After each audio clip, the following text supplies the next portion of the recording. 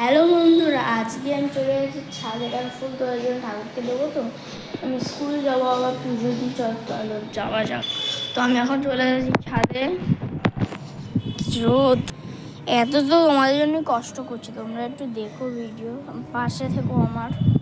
এটা হচ্ছে সাদা জবা, এটা গোলাপি জবা, এটা হচ্ছে অরেঞ্জ জবা, এইগুলো হচ্ছে কি জানি না, এগুলো কারি পাতা গাছ।